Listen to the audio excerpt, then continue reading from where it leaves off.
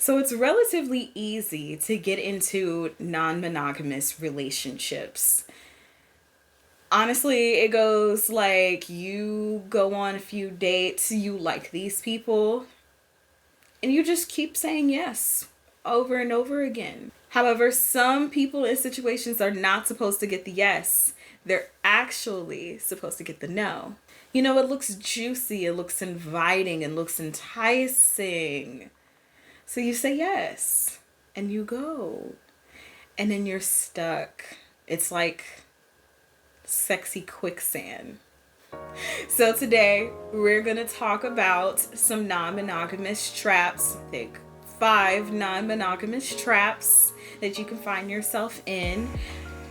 Why they're messed up, because they don't seem messed up at first. And then how you can slip out of them. I'm your host, Love Goddess.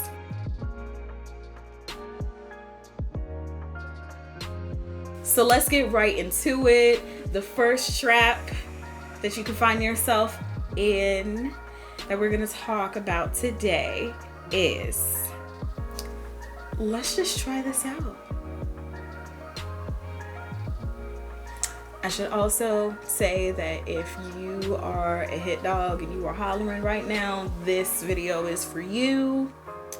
If you've fallen for these traps before, this video is for you. If you're trying to avoid traps, these are for you. Anyway, let's just try this out. Now, that sounds real chill, real open-ended. It doesn't seem like it comes with anything extra. You're just free-flowing. You're figuring it out. And it's supposed to be a fun time. However, all the things that you don't talk about, that you don't hash out, that you don't work out in the beginning become problems as you move on and do things and date people and try non-monogamous lifestyle activities. Let's try this out is a trap that you don't see coming because it sounds cute, it sounds cool, it sounds real. Let's just go with the vibes. Let's just see where this takes us. Those are some variations. Let's just play it by ear. Let's just keep it light. No. Let's be specific about our needs and about our wants. Because as soon as we're not, we're opening ourselves up to things that honestly just take time and joy, the enjoyment away from being in these non-monogamous relationships. So if you hear somebody say, let's just try this out, pause and ask them questions. What do you mean by this? What things do you want to try out? What things do you not want to try out? What's on the table and what's not on the table? Oh, let's just figure it out. No, ma'am. We don't do that. We ask questions. Get used to asking questions. The second trap is, our relationship comes first. now you usually hear this among couples who are newer to non-monogamy. They want to come in and prioritize their relationship, but still make sure that they can have some fun, which in theory sounds good.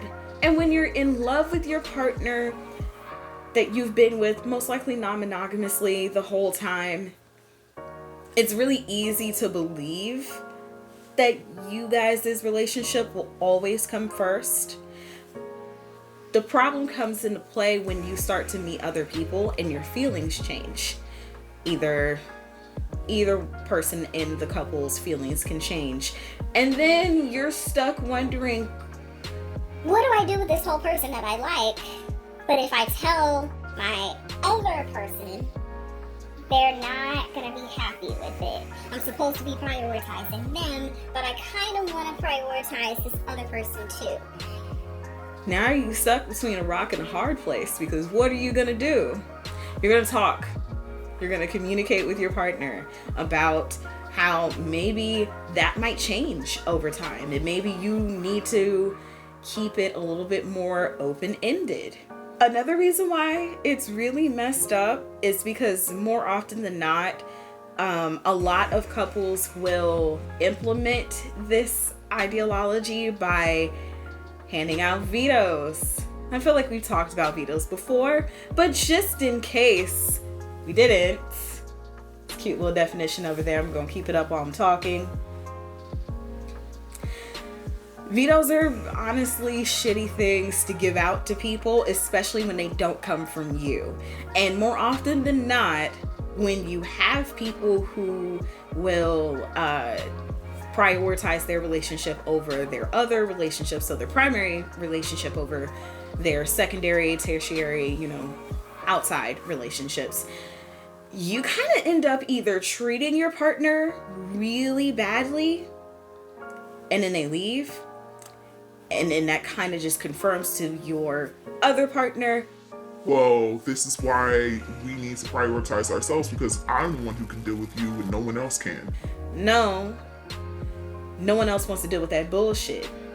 No one else wants to deal with that bullshit. I don't want to have to answer to you. Other people shouldn't have to answer to your other partners. When you give that confirmation that you will prioritize your primary relationship over others always,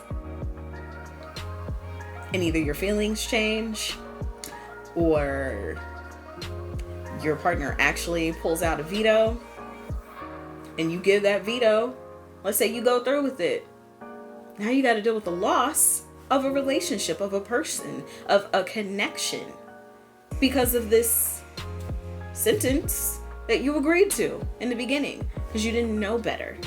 Trap. Number 3. I don't know who's gonna feel this, but I mean, I've never done this before, but you're special. So let's just get the obvious out the way. We all like to feel special. So anytime someone that you are interested in says, you're special, so I'm gonna do this thing with you, despite the fact that I have reservations about this, it's intoxicating. It makes you feel good. It makes you feel like the chosen one. But more often than not, they're lying. That person is lying to you. They are lying to you. Okay? They have said that to everybody. Do not believe the person who says, I've never done this before. Yes, you have. You the one who came up with the idea. What you mean you ain't never done this before? Yes, you have. Why would you want to be with somebody who's lying to you? And they just told you that right off the bat. Lied to you right to your face. But you're special. The other part of that, you're not special. Not to that person. Not to that person who's out here lying to everybody. Not special. It's a trap. Don't fall for it. Number 4. We are in a don't ask, don't tell relationship or situation. So it's not necessary for you to meet my other partners. It's fine. They don't want to know about it. So, first of all, definition for don't ask, don't tell. Just in case the context doesn't, pop out at you. Don't ask, don't tell relationships are relationships where you and your primary partner agree to be non-monogamous, but you also agree to not talk about it. Not acknowledge it. You both know what you're doing, but you don't talk about it. You don't come home and compare notes or share anything. More often than not, compersion is not going to be a thing, and don't ask, don't tell, because they don't want to see you. They don't want to be with you. They don't want to be friends with you. And that's fine. That is a valid form of non-monogamy. However, it is a very, very, very easy, slippery slope to get into. It's real slimy. And the reason why it's slimy is because it's because you don't really know if this person's telling you the truth. You're kind of just gonna have to go on faith that they're telling you the truth. And that is really hard, because not all of us wants to go out on faith believing people out here saying that their partners don't want to know. Are you sure your partners don't want to know? Or are you just cheating? And yes, you can still cheat in non-monogamous relationships. It's just really easy to get stuck in the, well, you don't have to meet them. If you don't feel okay with that type of dynamic, you don't have to be involved in it. So ask more questions. Please ask more questions. Oh my God. Number 5, I'm pretty sure it's something that I've said, and I'm absolutely sure has been said to me a number of times. So I am triggering myself. I am putting myself right in the meow meow, okay? Number 5.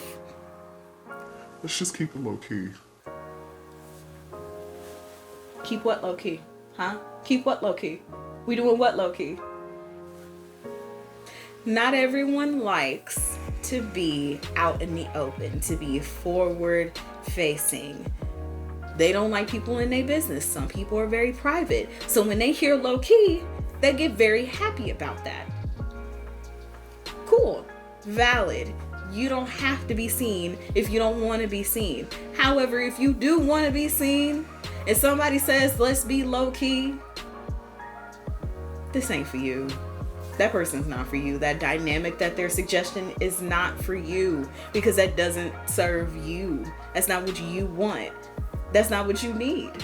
If you need someone to claim you in public, keeping it low key don't work. All right, we all good? We good? Anybody feeling some type of way? Anybody trying to fight me? Cool. If you are, honestly, not much changes, but let's talk about how you can get yourself out of these situations. Now, let me start off by saying that it is really hard to leave dynamics, no matter how long you've been involved with someone, where you really like them and you're disappointed that they lied to you, or they misled you, or they hurt you. Any one of those things. It's hard dealing with that, because feelings. And let's be honest, who wants to deal with their feelings? Because I don't. I get mad at myself about having feelings all the time, but I still need to heal. Either way, the first way that you can get out of this trap, or any of these traps, is by being clear about your boundaries. Your boundaries. Your boundaries. We are starting with ourselves. Be clear about what you need, what you want. Be clear about everything that you need and you want, because no one will understand you. No one can read your mind. Nobody. No matter how long you've been with somebody, no matter what things you've gone through, no matter how well you think you know each other, be clear. Talk to them like they're 5. Talk to them like they are a child. Make it plain. Make it plain. Be very clear. And keep your boundaries. Stand in your boundaries. Because they will try. Somebody who's not for you, somebody who's not trying to do well by you, will try you. Will try to go past your boundaries. It's your job to stick with them.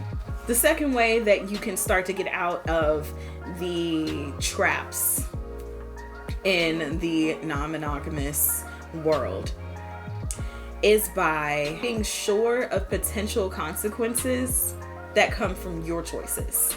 Again, your choices. Yours.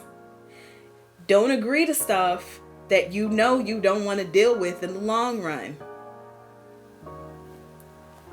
You're only going to make yourself upset and everyone else hurt. There's no point in doing that if you are very sure about what you want to do,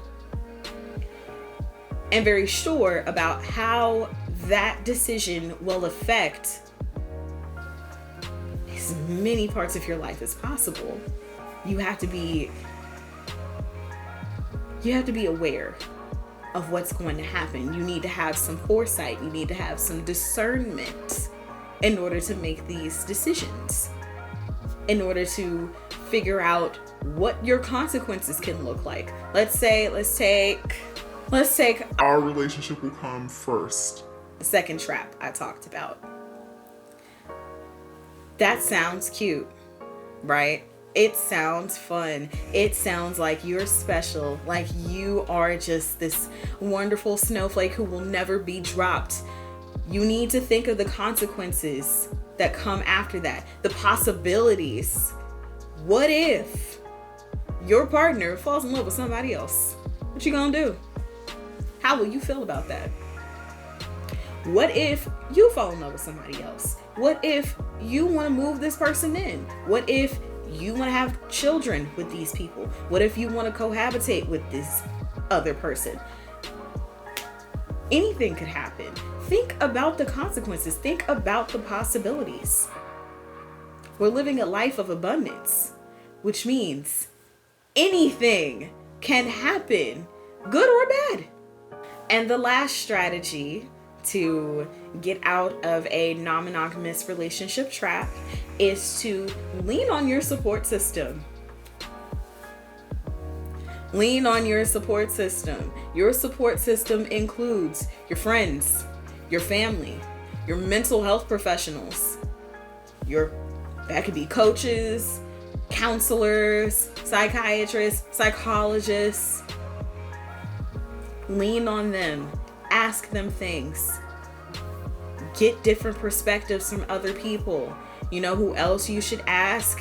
Other people in the non-monogamous community who maybe have a little bit more experience than you. Maybe they can pick out something that you missed. And it's okay. You don't have to catch everything. That's what other people are there for, to help you catch the things that you missed. They're your friends, they're your family, they're your support group. And there are people that you can add to your support group within the community. So, in the comment section below, put your relationship dynamic, some of the experiences you've had. Maybe try to make some friends in here. Come on now, we're a community, or we're trying to be a community. So let's help each other out.